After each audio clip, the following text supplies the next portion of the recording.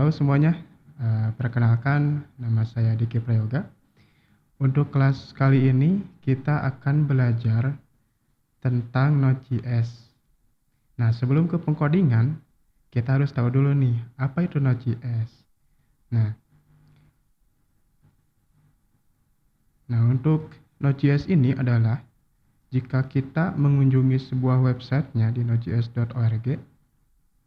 Node.js is a JavaScript runtime built on Chrome V8 JavaScript engine. Kalau diterjemahkan, Node.js adalah sebuah JavaScript runtime yang dibangun di atas Chrome V8 JavaScript engine atau JavaScript mesin.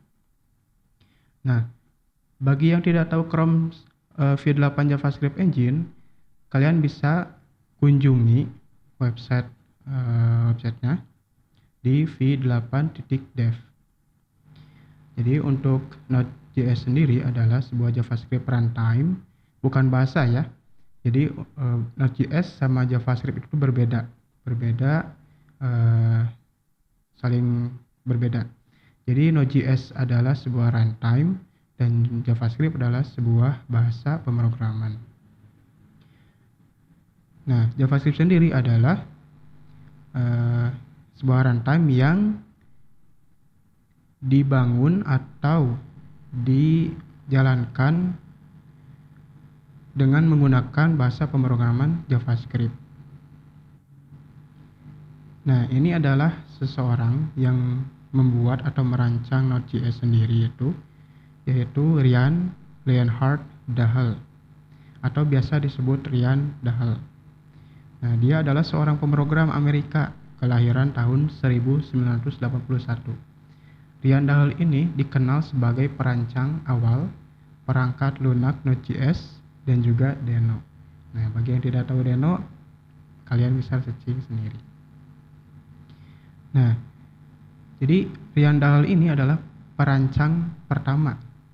Jadi perancang ya, bukan pengembang. Jadi kalau perancang sama pengembang itu berbeda lagi.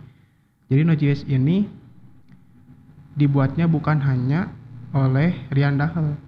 Jadi ada banyak orang yang berkolaborasi untuk mengembangkan Node.js. Namun untuk perancang awalnya adalah Ryan Dahl. Nah, lanjut.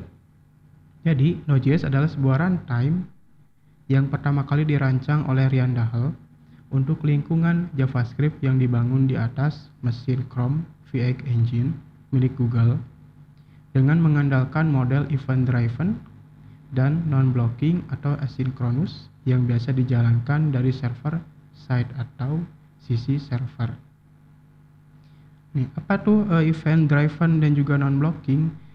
Nah, untuk sebenarnya event-driven atau model event-driven ini sudah ada sejak lama. Namun ketika service atau microservice mulai bermunculan, seperti membuat API dan sebagainya, event-driven ini mulai populer kembali. Nah, untuk penjelasannya, kalian bisa cari di Google banyak ya, event-driven, apa itu event-driven. Kemudian non-blocking atau asynchronous. Nah, asynchronous ini adalah salah satu fitur dari ECMAScript atau JavaScript lanjutan lah sebutnya, yang dimana codingan atau sintaks kode itu tidak dijalankan secara blok. Jadi apa sih maksudnya itu? Maksudnya kita bisa lihat contohnya ini, perbedaan sinkronus dan juga asinkronus. Nah, untuk sinkronus sebut aja codingan yang dijalankan secara blok, dan asinkronus dijalankan secara non-blocking atau tidak ada bloknya.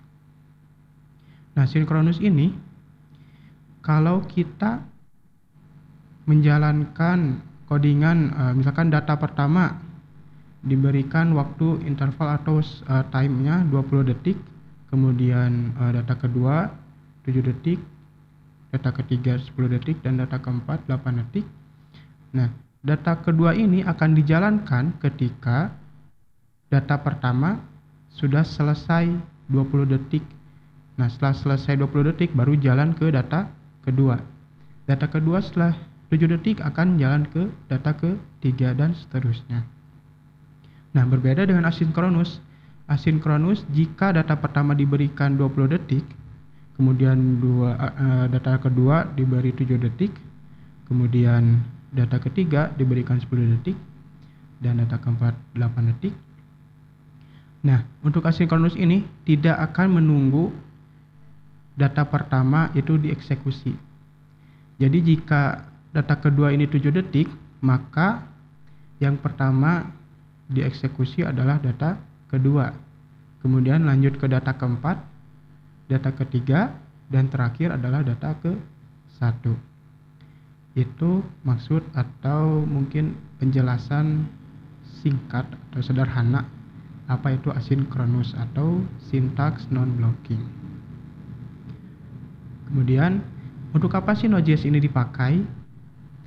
Biasanya Node.js ini dipakai untuk membuat application, program interface atau API, atau RESTful API, kalian bisa sebut apa saja. Kemudian yang kedua, biasa dipakai untuk membuat single page application. Yang ketiga itu real-time application seperti aplikasi chatting dan juga sebagainya. Kemudian aplikasi yang dibuat dengan Node.js apa aja? LinkedIn contohnya, aplikasi yang dibuat dengan menggunakan Node.js. Kemudian Netflix, Uber, dan juga PayPal. Nah, kemudian bagaimana sih cara install Node.js itu? Nah, sebelum kalian memakai Node.js, kalian harus tahu dulu nih prerequisite atau prasyarat yang harus dipenuhi sebelum kalian menggunakan Node.js. Yang pertama nih ya, kalian harus menguasai dulu JavaScript dasar. Seperti membuat variabel, membuat pengkondisian, looping, function, array, dan juga objek. Kemudian kalian juga harus tahu yang namanya ECMAScript 6.